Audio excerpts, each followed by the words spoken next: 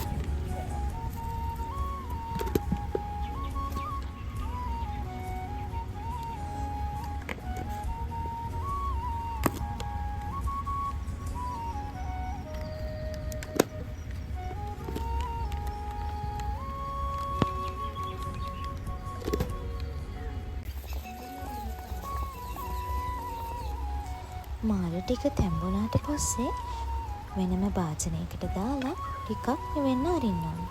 ඊට පස්සේ ඔයාලට පුළුවන් හිමින් සැරේ මාළු වල කටු ටික අයින් කරලා දාගන්න.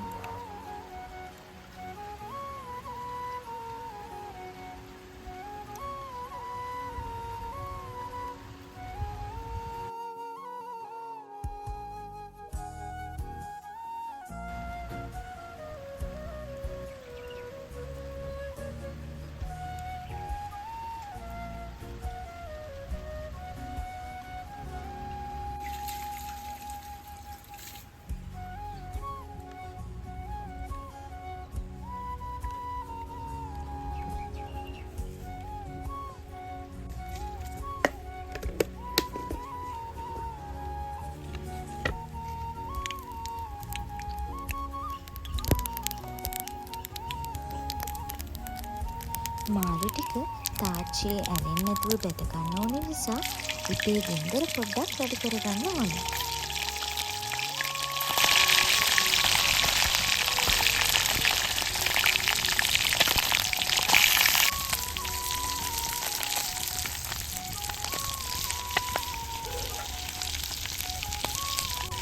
මාළු කෑලි වල එක පැත්තක් හොඳින් බැදුනට පස්සේ කෑලි පොඩි වෙන්නේ නැති වෙන්න හැන්දක් අරගෙන අනිත් පැත්ත හරව ගන්න.